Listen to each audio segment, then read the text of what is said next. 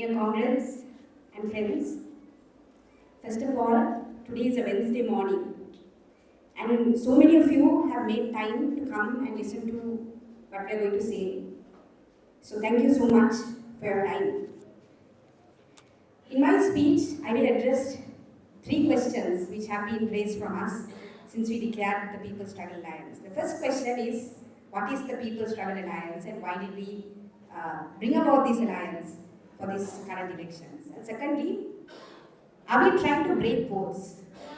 That's an interesting question which people have been asking. Are we trying to break votes?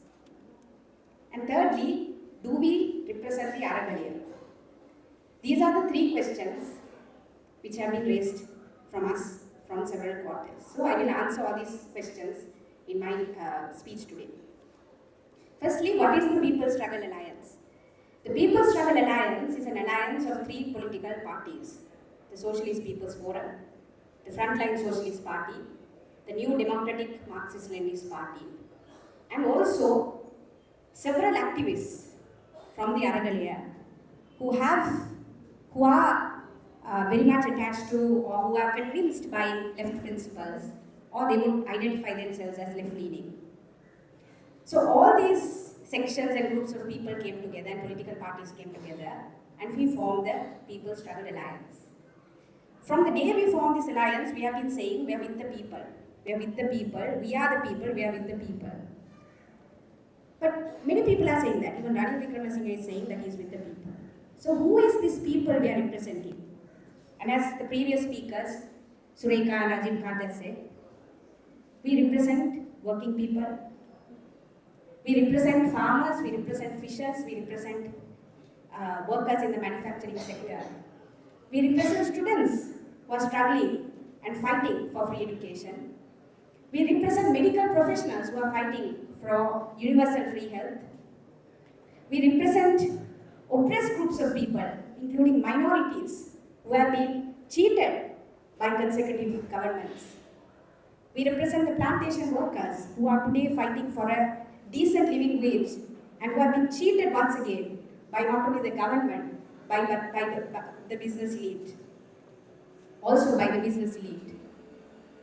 And we also, in our proposals, we have also reached out to people across the world, to people struggling in the Palestinian people, to Bangladeshi students.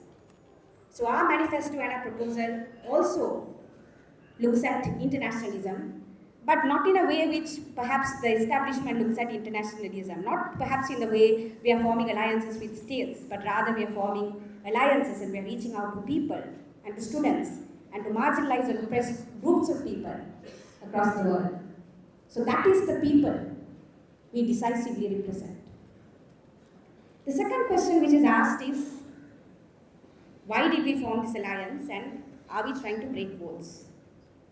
One of the things which most of us in this alliance we noticed is that there are many political parties who are campaigning, who have been campaigning for months and perhaps years, but we don't know what their political manifesto is. We don't know what their idea on the economy is. We don't know what their idea on minorities is. Of course, they go and say various things in various places, but we do not know for sure what their idea is.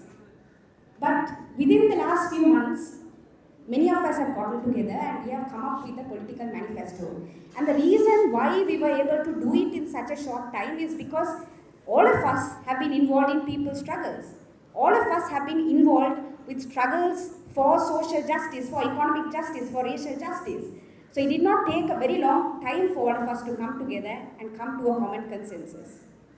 So we have put forward a concrete political manifesto. We have put forward an economic policy. We have put forward a policy to resolve the national question. And we have put forward a policy for our international politics, which other groups and peoples have not, other groups and political parties have not done. So that is what defines us, that is what differentiates us, and that is the reason why we have formed this political alliance.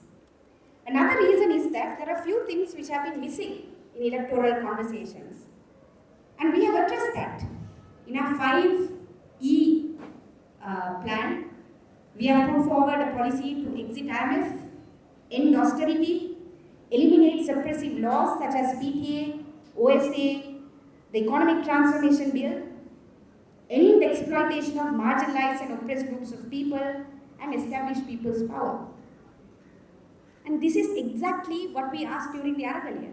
You remember the 6-point plan which came out in July 2022, where people asked for free education, free health, a future based on accountability for killings and disappearances, a future based on economic accountability, bring back the stolen money.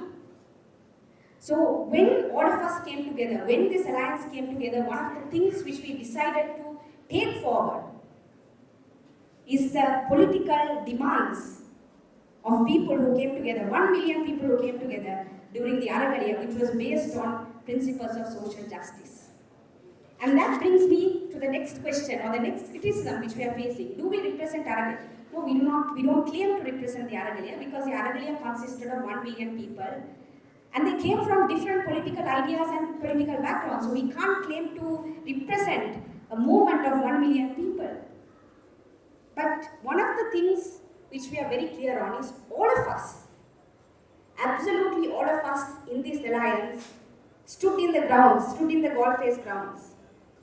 We fought with 1 million people. We were part of the movement which got rid of the executive presidency. So when we came together in this political alliance, we have a right, all of us have a right and a duty to take forward what never finished in the Aragala, because Ranil Wickremesinghe brought the Aragala to a military defeat. So all of us, every single one of us in the alliance who represent the Aragala, was part of the Aragala, very much, we were on the ground. We brought with us our politics, which is also the politics of the Aragala, and we made sure that this was part of the political manifesto of the People's Struggle Alliance. So, we decisively stand behind the political demands of the Aragala, and we are not going to apologize for it. Lastly, we have informed our presidential candidate, which is Comrade Nuwan Bopage. He is not an unfamiliar face to all of us, simply because he was a person who has been with the struggle. He's not someone he's not just a face who is coming and saying various things to us. He was part of political struggles. He was part of political struggles in the south, in the plantations, in the north. So he comes from that struggle of tradition, he comes from the tradition of struggles, and that is one of the reasons we have nominated him in the presidential debate to represent all of us. So he's not just a face. I want that to be clear. He is not just an individual, he is not just a face. He represents the struggles which we all stand for. And that is why we have nominated him as our electoral candidate. One last thing. Now we have put forward a political plan, a manifesto, which is representing the rights of workers, of plantation workers, of fishers, of farmers, of students, of so many groups of people who have been left behind for this long, for the last 40 years, by consecutive governments.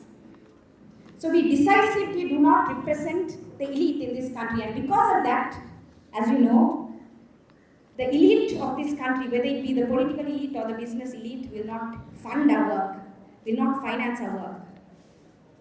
So we are reaching out to you. We are reaching out to ordinary people like us. We are reaching out to small businesses who are struggling in this moment of crisis, in this economic crisis. And we are reaching out to all of you to contribute financially and give your moral support and contribute financially to this manifesto, to make sure that this manifesto comes to power. Because without your support, we will not be able to take this message across to thousands and millions of voters across the country. So we are, at this moment, on behalf of the Alliance, I'm also making this request from you. And finally, what we want to say is that the Alliance consists of people who have been part of struggles for decades.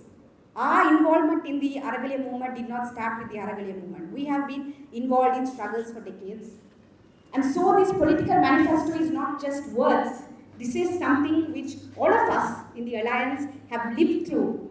We have fought for. We have fought for a system change, we have fought for a system overhaul, and we have fought for a state which is based on principles of social justice and which puts the people's interest in the center of policy making. And I hope all of you and people across this country will stand with us and make sure and vote for us and make sure that this political manifesto will come to power in the next elections. අරගලයට ජය වේවා පොරාටක වෙච්ච